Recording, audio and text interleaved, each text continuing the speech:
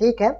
और MCQ देखते हैं, और 20 MCQ डेली बेस पर देखते हैं, इम्पोर्टेंट MCQ। और एक कहीं ना हमारे एग्जाम में पूछा हुआ है। और 20 MCQ करने के बाद एक थ्योरी के साथ थ्योरी प्लस कॉन्सेप्ट देखते हैं, और ये कॉन्सेप्ट MCQ में डायरेक्ट रूप में आया हुआ है, उसी को देखेंगे। ठीक है ना, उसको ही अपन क्या करेंगे, देखते हैं। अब देखते हैं, जैसे एक आती है ना आर्मेचर रिएक्शन। मैंने और भी थ्योरी 20 MCQ के बाद थ्योरी प्लस बताया है, और यहाँ भी देख लीजिए। आर्मेचर रिएक्शन, AR, इसे क्या कहते हैं, आर्मेचर रिएक्शन। ये क्या होता है, आर्मेचर रिएक्शन, आर्मेचर फ्लक्स का फील्ड फ्लक्स पर जो प्रभाव होता है ना, क्या लिखेंगे इसको, आर्मेचर फ्लक्स के साथ, आर्मेचर फ्लक्स के साथ फील्ड फ्लक्स का जो प्रभाव होता है ना, इफेक्ट होता है, उसी को ही कहते हैं आर्मेचर रिएक्शन। उसी को ही क्या कहते हैं अपन, आर्मेचर रिएक्शन। आर्मेचर रिएक्शन, और आर्मेचर रिएक्शन कहता क्या है, ठंडी का सीजन है यार, खांसी बहुत आ रहा है। ठीक है, आर्मेचर फ्लक्स के साथ फील्ड फ्लक्स का प्रभाव, आर्मेचर फ्लक्स के साथ फील्ड फ्लक्स का प्रभाव, या आर्मेचर फ्लक्स पर फील्ड फ्लक्स का प्रभाव को क्या कहते हैं, आर्मेचर रिएक्शन कहते हैं। आर्मेचर फ्लक्स जो होता है ना, फील्ड फ्लक्स को क्या करता है, कम कर देता है। आर्मेचर फ्लक्स को अगर हम phi A से डिनोट करें, एक क्या करता है, फील्ड फ्लक्स को कम कर देता है। अब फील्ड फ्लक्स को कम कर देता है, और आपको एक फार्मूला पता है, N inversely proportional to 1/phi। Field flux को इसने कम कर दिया, तो स्पीड हमारा क्या हो गया, इंक्रीज हो गया। स्पीड क्या हुआ, इंक्रीज हुआ। तो यहाँ से हम क्या देखते हैं, यहाँ से हम एक चीज और देख सकते हैं, आर्मेचर रिएक्शन में AR, आर्मेचर रिएक्शन में स्पीड क्या हो जा रहा है, हमारा स्पीड हमारा इंक्रीज हो जा रहा है। ये भी एक तरह से क्या है, क्वेश्चन है। तो आर्मेचर रिएक्शन का फील्ड फ्लक्स पर प्रभाव आर्मेचर रिएक्शन कहलाता है। आर्मेचर जो फ्लक्स होता है phi A, वो फील्ड फ्लक्स को क्या कहता है, रिड्यूस कर देता है। आर्मेचर फ्लक्स फील्ड फ्लक्स को क्या कर देता है, कम कर देता है। और जब फील्ड फ्लक्स कम होगा तो हमारा स्पीड क्या होगा, बढ़ जाएगा, स्पीड बढ़ जाएगा। तो ऐसे क्या देखें, आर्मेचर रिएक्शन के केस में क्या हो जाता है, स्पीड हमारा इंक्रीज हो जाता है। स्पीड हमारा क्या हो जाता है, इंक्रीज हो जाता है। और आर्मेचर रिएक्शन को कम करने का जो तरीके हैं, जो कैसे कम करते हैं, कंपनसेटिंग वाइंडिंग, इंटरपोल, ये सारी चीजें मैंने बता दिया है। तो अब देखते हैं अपन क्या देखेंगे, और देखते हैं इंपॉर्टेंट चीजें। अब देखिए, एक क्वेश्चन आती है, तब डीसी मशीन में कोई लोड ना होना, जब भी, देखो इसका हम लेते हैं A कलर, ठीक है ना। जब ये सारी कॉन्सेप्चुअल चीजें आपको याद करनी है। जब डीसी मशीन में कोई लोड ना हो, जब डीसी मशीन में कोई लोड मतलब नो लोड, कोई लोड ना हो, यानी कि नो लोड, कोई लोड ना हो का मतलब क्या हुआ, नो लोड, ठीक ना। कोई लोड यानी कि नो लोड हो, कोई लोड न हो, तो हमारा GNA एंड MNA एक ही दिशा में होती है। कहाँ होती है, एक ही दिशा में होती है, एक ही दिशा में होती है, एक ही दिशा में होती है, एक ही दिशा में होती है, एक ही दिशा में क्या होती है, GNA। चलो देख ही लो, GNA होता क्या है, GNA जियोमेट्रिकल न्यूट्रल एक्सिस, क्या होती है, जियोमेट्रिक न्यूट्रल एक्सिस। ये क्या होती है ना, देखो ऐसा एक्सिस जिस दिशा में फ्लक्स जीरो हो, जब आर्मेचर रिएक्शन को नेग्लेक्ट कर दिया जाए, ठीक है ना। तो फ्लक्स कब जीरो होगा, अब देखो फ्लक्स कब होगा, डी एक्सेस में क्या होगी, फ्लक्स क्या होती है, और ये क्या होती है, क्यू एक्सेस, ये होती है क्यू एक्सेस। ये हमारा मैग्नेट है, तो ये जो होती है ना, ये क्या फ्लक्स अधिकतम होती है इस केस में, इस केस में फ्लक्स मिनिमम होती है। तो ये क्या है, क्यू एक्सेस बोलते हैं और ये से डी एक्सेस बोलते हैं। ये जी एन ए हुआ।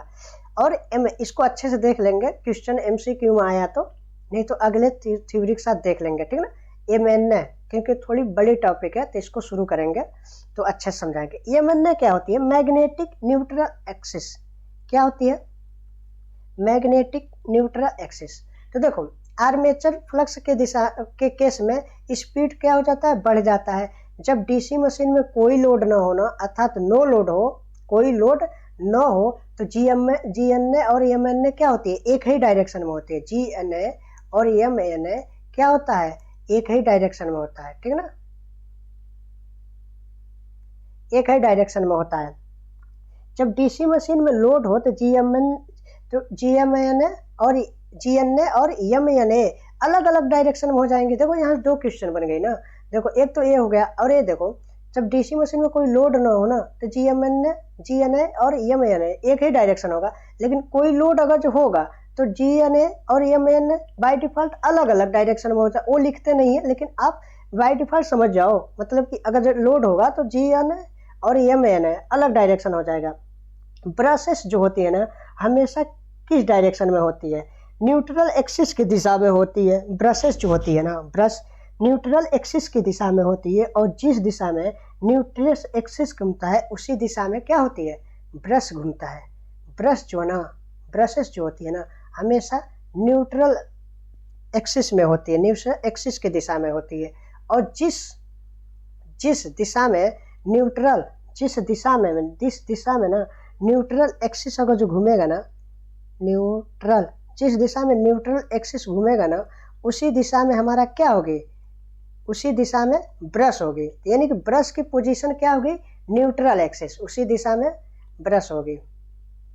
इससे क्या पता चला कि ब्रश की जो पोजीशन है वो किस डायरेक्शन में रहेगी, न्यूट्रल दिशा में होगी। यानी कि जिसका न्यूट्रल एक्सिस होगा उधर ही ब्रशेस होगा, ठीक ना। उसे ब्रशेस क्या होगा। और क्या, और देखते हैं, ठीक ना। एक डायरेक्ट थ्योरी में फंसेगा हमेशा, ये एमसीक्यू में आएगा ही आएगा। ये इस एग्जाम में नहीं तो अगला एग्जाम में, मतलब एक एग्जाम में आना तय है, यहाँ से क्वेश्चन आता ही है। तो इसे एकदम अच्छे से ही पढ़ना है कंसेप्ट के साथ, और उम्मीद है सब समझ आ रहा होगा। और है डीसी जनरेटर में जो एम एन ए होती है, या न्यूट्रल जिसे बोलते हैं, एम एन ए कोई magnetic neutral axis. DC generator में एम एन ए जनरेटर के घूमने के दिशा में ही घूमता है, ठीक ना। जो डीसी जनरेटर, देखो डीसी जनरेटर है ना, उसमें जो एम एन ए होती है ना, वो ना जिस दिशा में जनरेटर के घूमने की दिशा में ही घूमेगा। जनरेटर के डायरेक्शन में ही घूमेगा, जनरेटर के दिशा में ही घूमेगा, जनरेटर के दिशा में ही घूमेगा। और जबकि मोटर जो होगा ना, इसके उल्टे दिशा में घूमेगा। यानी कि जनरेटर के क्या बोलते हैं, मोटर के घूमने के दिशा में, क्योंकि मोटर है तो मोटर के किस्म, मोटर के घूमने के विपरीत दिशा में घूमेगा, घूमने के विपरीत दिशा में घूमेगा, विपरीत दिशा में घूमेगा, विपरीत दिशा में घूमेगा, ठीक है, विपरीत दिशा में घूमेगा। डीसी जनरेटर हमेशा किसके, फैराडे लॉ पे काम करता है। किसके, फैराडे लॉ पे।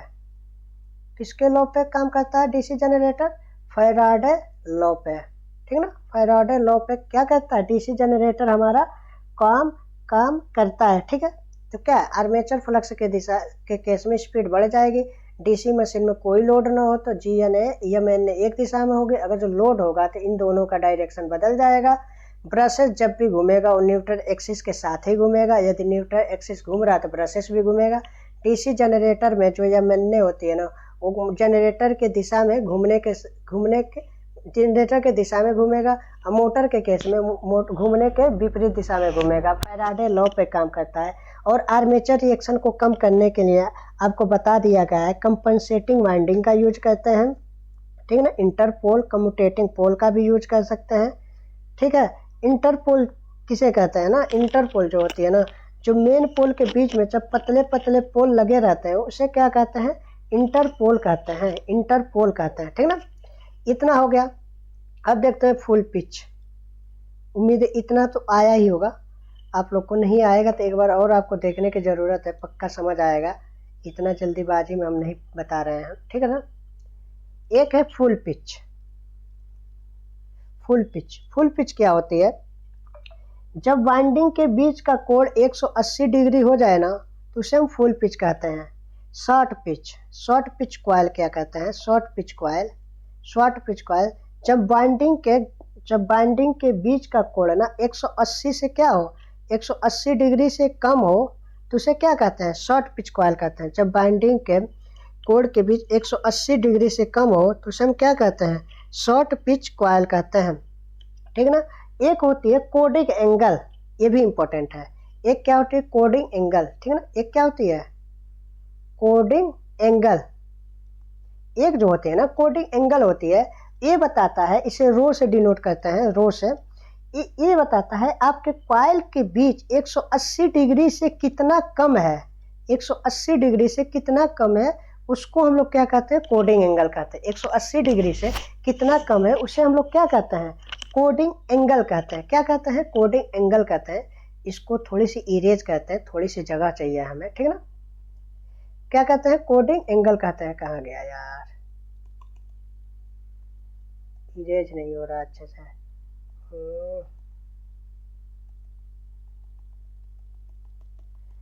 कोडिंग एंगल 180 डिग्री से कितना कम है ना, ये बताता है कोडिंग एंगल, ठीक है, ठीक है। कोडिंग एंगल यही बताता है 180 डिग्री से कितना कम है, ठीक है ना। और एक यही देख लेते हैं, एक आता है पिच फैक्टर, फार्मूला आता है pitch factor, pitch factor KP, जिससे डिनोट, पिच फैक्टर जो होती है ना वो कास रो बाई 2 होती है, कास रो बाई 2 होती है। इसे क्या कहते हैं, रो, कास रो बाई 2। और रो क्या है, रो यही है 180 डिग्री से कितना कम है, 180 डिग्री से कितना कम है उसी को क्या कहते हैं, रो बाई 2 कहते हैं। क्या कहते हैं अपन, रो बाई 2 कहते हैं। तो उम्मीद है इतना समझ आया होगा, और इसका स्क्रीनशॉट ले लेना इस मिटाने से पहले भी, और इसमें ए वाली ऐड कर लेना, क्योंकि ये ना एग्जाम में डायरेक्ट बेस पर एमसीक्यू आती है। अब चलते हैं एमसीक्यू, अब चलते हैं अपन एमसीक्यू पर, ठीक है ना। ठीक है, चलते हैं। तो फर्स्ट एमसीक्यू है आज का मतलब आगे का, वेयर। अब क्वेश्चन देखते हैं ना, इंपॉर्टेंट क्वेश्चन।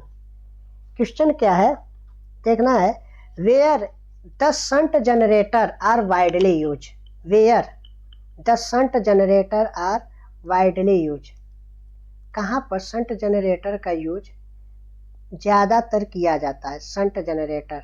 ऑप्शन ए है, यूपी जल निगम ए का क्वेश्चन है। Where the load, LOAD, where load is very high, जब लोड बहुत हाई हो। शंट जनरेटर, देखो जहाँ लोड वेरी हाई हो ना वहाँ शंट का जनरेटर का यूज नहीं करते हैं, ठीक ना। Where a constant voltage is required over a narrow load range, ये सही है। शंट जनरेटर का यूज वहीं करते हैं, देखो जहाँ पर लगभग कंस्टेंट वोल्टेज की जरूरी होता है, शंट जनरेटर का यूज वहाँ करते हैं ना, शंट जनरेटर का यूज वहाँ करते हैं जहाँ कंस्टेंट वोल्टेज की ज़रूरत होती है। कांस्टेंट वोल्टेज की क्या होती है, रिक्वायरमेंट होती है। इसे कांस्टेंट फ्लक्स डिवाइस भी बोलते हैं, इसे कांस्टेंट फ्लक्स डिवाइस भी बोलते हैं, कांस्टेंट फ्लक्स डिवाइस भी बोलते हैं शंट जनरेटर का। और कहा बैटरी चार्जिंग में यूज किया जाता है, कहाँ पे, बैटरी चार्जिंग में यूज किया जाता है, बैटरी चार्जिंग में यूज किया जाता है। शंट जनरेटर का, वो देखो शंट जनरेटर का जो रेजिस्टेंस होता है ना, शंट जनरेटर का जो शंट रेजिस्टेंस होता है ना वेरी हाई होता है, तो इसमें पास होने वाली करंट मिनिमम होती है, ठीक है ना। ये रहा option is the B right answer, option is the B right answer. आगे देखते हैं 112 नंबर, ठीक है। व्हाट हैपन, क्या है, what happen if the magnetic neutral axis, coincide with the geometric GNA axis in case of DC generator. अभी theory में हमने क्या देखा, जब डीसी मशीन में क्या पहला यही तो ना, जब डीसी मशीन में क्या कोई लोड ना हो, कोई लोड ना हो तो GNA एंड MNA एक ही डायरेक्शन में होगी। क्या होगी? एक ही दिशा में होगी, एक ही दिशा में होती है। यही देखा, एक ही दिशा में होती है। देखो एकदम एक क्वेश्चन ही बना दिया इसको, एकदम इसको क्या किया, क्वेश्चन ही बता दिया कि अगर GNA और MNA एक दिशा में है तो कौन सा कंडीशन है बताओ। There is no load at generator, कोई भी लोड नहीं है, यानी कि नो। देखो डायरेक्ट पूछा है ना, बस क्वेश्चन का भाषा लैंग्वेज बस चेंज किया है। तो यही है कि आपको जो थ्योरी बताया ना उसका स्क्रीनशॉट लेके रख लेना, और जब इसमें लोड होगी ना तो इन दोनों की डायरेक्शन क्या हो जाएगी, अलग अलग हो जाएगी। क्या हो जाएगी? अलग अलग हो जाएगी लोड होने पर। ठीक है, आगे देखते हैं। Brushes are provided in DC machine for, brushes, ठीक है ना, ब्रशेस कार्बन की बनी रहती है, ठीक है ना, किसके बनी रहती है? ब्रशेस क्या प्रोवाइड करता है? तो providing a path of flow of current. Brushes ना धारा प्रवाह के लिए एक रास्ता को क्या करता है, एक ना उपलब्ध कराता है। ब्रशेस एक कार्बन के बने होते हैं, किसके? कार्बन के बने होते हैं ब्रशेस। एक कम्यूटेटर के साथ लगे रहते हैं, कम्यूटेटर के साथ लगे रहते हैं। ब्रशेस क्या है, ये ना स्टैटिक मतलब स्थिर रहता है, स्टैटिक रहता है, लेकिन इसके साथ लगने वाला कम्यूटेटर रोटेट करता है। कम्यूटेटर इसके साथ लगने वाला कम्यूटेटर क्या करता है? रोटेट करता है। तो ब्रशेस का काम क्या है कि करंट पाथ बताना, उपलब्ध कराना है। करंट पाथ का, करंट फ्लो का रास्ता बताता है ब्रशेस, ठीक ना। अब देखते हैं डीसी शंट मशीन में फील्ड वाइंडिंग किसके बनी होती है। देखो शंट मशीन, शंट, ठीक है ना।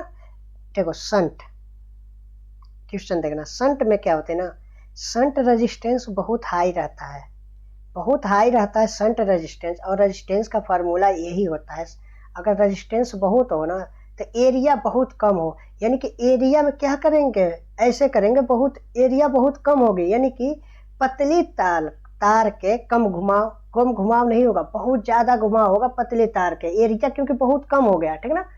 मोटी तार के कम घुमाव, मोटी तार नहीं होगी, पतली तार के बहुत सारे घुमाव होंगे शंट जनरेटर। देखो शंट जनरेशन में शंट रेजिस्टेंस बहुत हाई होता है, और रेजिस्टेंस का फार्मूला यही होता है are inversely proportional to 1/A।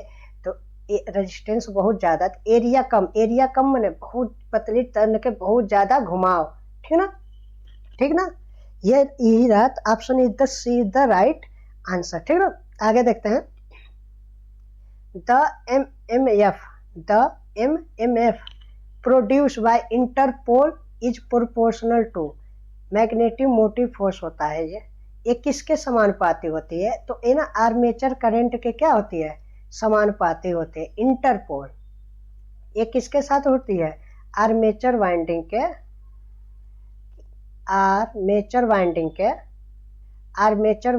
के सीरीज में जुड़ी रहती है, सीरीज में जुड़ा रहता है। आर्मेचर वाइंडिंग के सीरीज में जुड़ा रहता है क्या? इंटरपोल वाइंडिंग, ठीक ना। ये किसके प्रोपोर्शनल होती है? इंटरपोल आर्मेचर वाइंडिंग के सीरीज में जुड़ी रहती है, तो आर्मेचर करंट के क्या होती है, समानुपाती होता है। In a DC generator current, in a DC generator पूछ रहा है, एक डीसी जनरेटर में करंट जो external circuit from armature is given through. जो डीसी जनरेटर है ना, जो करंट है ना, करंट जो बाहर के सर्किट है, बाहरी सर्किट को किसके थ्रू दिया जाता है, किसके थ्रू? कम्यूटेटर एंड ब्रश के थ्रू दिया जाता है। B is the right answer. अभी हमने क्या देखा, ब्रश स्थिर रहता है, ब्रश के ऊपर क्या रहता है, कम्यूटेटर जो कि रोटेट करता है, इन दोनों के द्वारा एक फ्लो ऑफ करंट की डायरेक्शन बताता है, फ्लो ऑफ करंट की डायरेक्शन बताता है, और कम्यूटेटर की सहायता से इसे क्या कर जाता है, बाहर की सर्किट को भेज दिया जाता है। कम्यूटेटर एंड ब्रश ये किसके बने होते हैं, hard drawn copper, hard drawn copper की सेगमेंट होती है कम्यूटेटर, और ब्रश हमारा किसके रहता है, कार्बन, ठीक ना। किसी किसी केस में आपको कॉपर भी मिलेगा, जहां मिलेगा मैं बताऊंगा। Iron loss in DC machine take place, iron loss देखो क्या लिखा है, आयरन लॉस डीसी मशीन में कौन सी जगह होती है, आयरन लॉस डीसी मशीन में कहाँ होती है, तो आर्मेचर कोर वनली। देखो आयरन लॉस है ना, आयरन लॉस की कोर लॉस बोलते हैं, तो कोर में ही होगा, कोर में ही होता है, ठीक ना। तो आर्मेचर कोर वनली। अब देखो योक, योक लिखा है इसमें आर्मेचर, अब आर्मेचर कौन सा, आर्मेचर वाइंडिंग भी हो सकती है, पूरा नाम नहीं लिखा है तो ये तो होगा नहीं। आर्मेचर वाइंडिंग, आर्मेचर वाइंडिंग में आई स्क्वायर आर ए लॉस होगी, मतलब कि वेरिएबल लॉस होगी आर्मेचर वाइंडिंग, क्योंकि वहां वाइंडिंग करी गई है। योक वनली ये भी हमारा करेक्ट ऑप्शन है, तो armature core only B is the right option, B is the right option. The polarity of a DC machine, sorry DC machine, machine के अंतर्गत ही जनरेटर और मोटर आते हैं, तो अभी हमारा जनरेटर चल रहा है। The polarity of DC generator can be reverse by, can be reverse by कैसे करेंगे, इंक्रीजिंग फील्ड टर्मिनल नहीं, reversing field current, yes B is the right answer. Reversing field current also direction of rotation, ये भी क्या हो जाएगी गलत। तो रिवर्सिंग फील्ड करंट को रिवर्स करके क्या कर सकते हैं, डीसी जनरेटर की पोलरिटी को क्या कर सकते हैं, चेंज कर सकते हैं। देखो जनरेटर की पोलरिटी मान लो एन एस है, मान लो क्या है एन एन और एस है, देखो एन एस है, मान लो एन मान लो अभी पोल डिसाइड नहीं हुआ है, हमने यहाँ वाइंडिंग करा, ठीक ना, वाइंडिंग करा, और इसे मैं इसे क्या किया, मैंने सप्लाई दे दिया, मान लो एसी दे दिया, एसी दे दिया, तब देखो एसी देने पर बार बार मान लो ये नॉर्थ है साउथ है तो बार बार तो बदलेगा। मान लो यहाँ मैंने डीसी दिया, यहाँ पर मैंने क्या दिया डीसी, डीसी का सिंबल ऐसे रहता है, ऐसे रहता है डीसी। मान लो मैंने यहाँ डीसी दे दिया, ठीक ना, भी डीसी दे दिया, तो क्या हो जाएगा, ए नॉर्थ बन जाएगा और ए साउथ बन जाएगा। तो इसमें फील्ड करंट की दिशा जो होती है ना, उसको बदल के हम क्या इसकी पोलरिटी को क्या कर सकते हैं, चेंज कर सकते हैं। अभी पॉजिटिव ये है, निगेटिव ये है। अभी फील्ड करंट अगर मान लो मैंने यहाँ इधर पॉजिटिव लगा दिया तो हमारा क्या हो जाएगा, नॉर्थ साउथ क्या हो जाएगा, चेंज हो जाएगा, ठीक है। अब अगला देखते हैं, in case of 4 pole, in case of 4 pole, ठीक है, in case of 4 pole lap winding, lap winding में ए बराबर क्या होती है, पी होता है, ठीक है। ये किस लिए यूज होता है, high current and low voltage के लिए यूज होता है, ठीक है।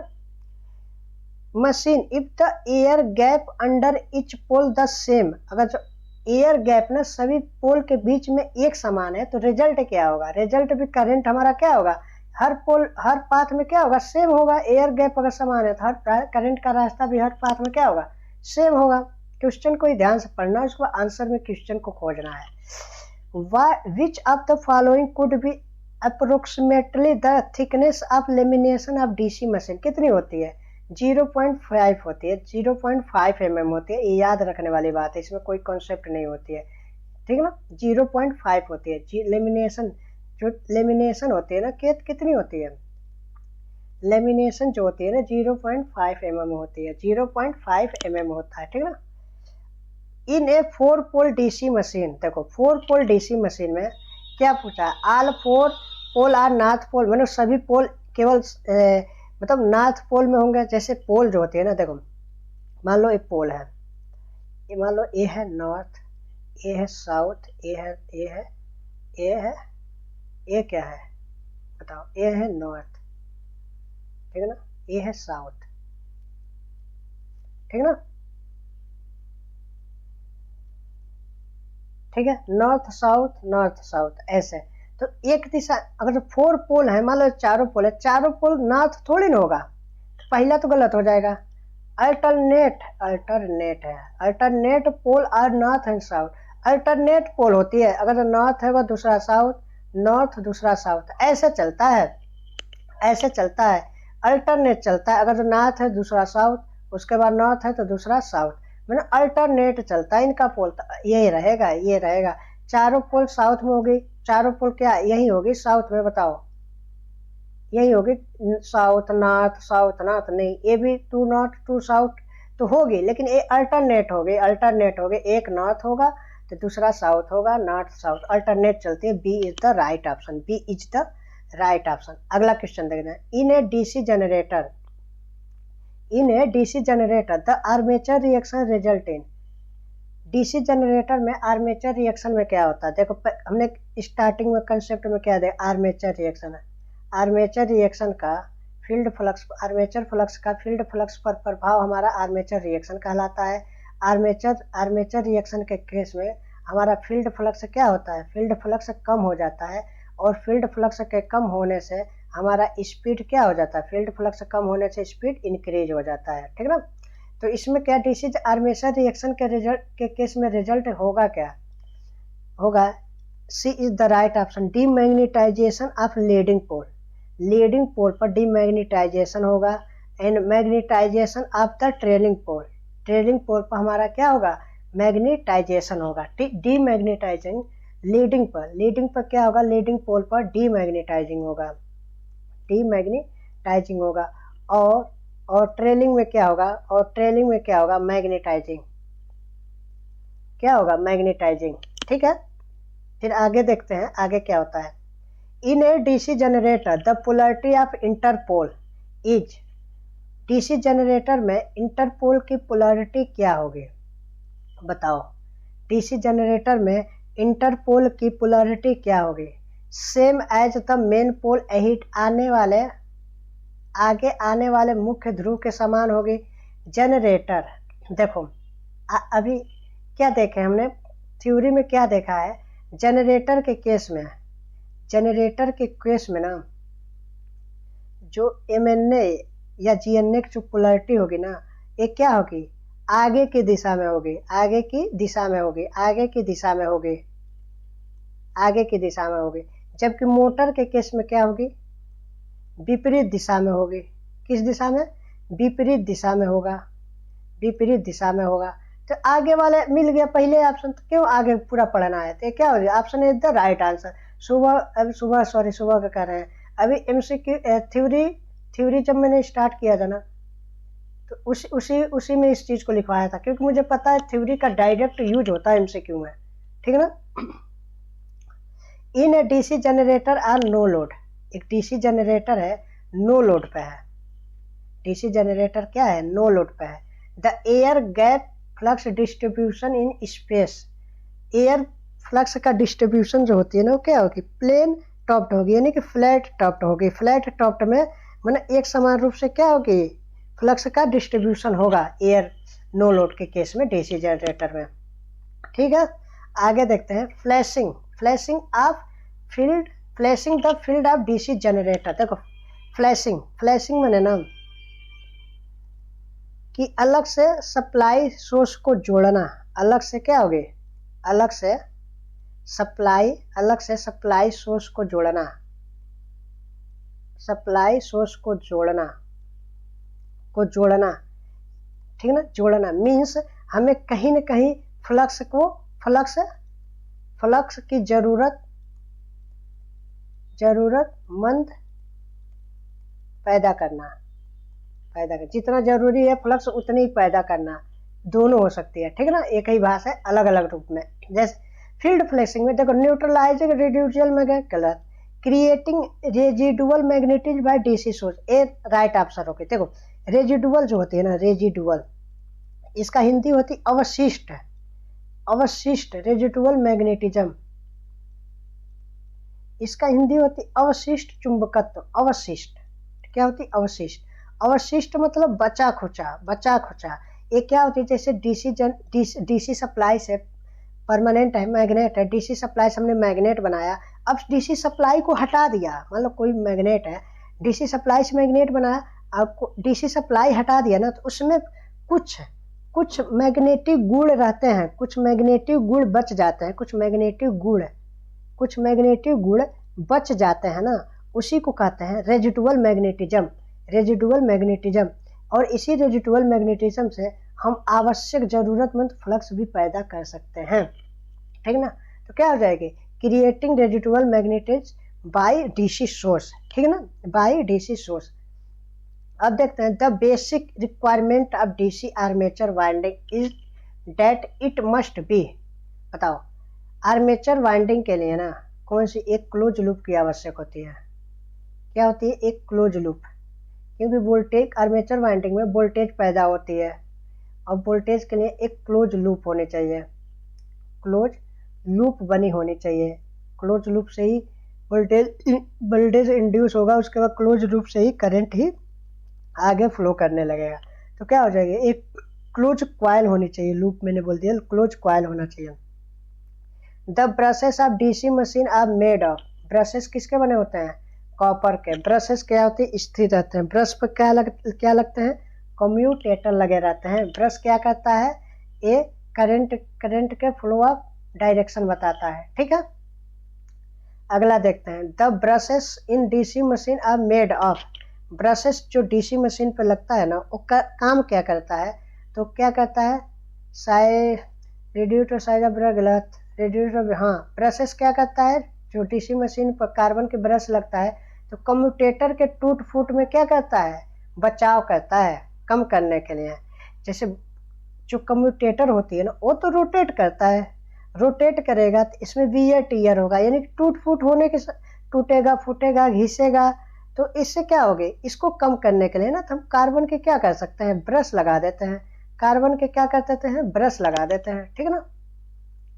डीसी जनरेटर में निम्न किसके से, देखो डीसी जनरेटर क्या है, अभी थ्योरी में हमने क्या देखा है, फैराडे लॉ पर काम कर सकता है, फैराडे लॉ पर काम करता है, फैराडे लॉ पर काम करता है, फैराडे लॉ पर काम करता है, ठीक है ना, फैराडे लॉ पर काम करता है डीसी जनरेटर। और जनरेटर के केस में ही क्या कहते हैं, जो जीएनए हुआ या एमएनए हुआ, कोई एक्सेस हुआ, वो आगे की दिशा में होती है, आगे की दिशा में होती है, आगे की दिशा में होती है।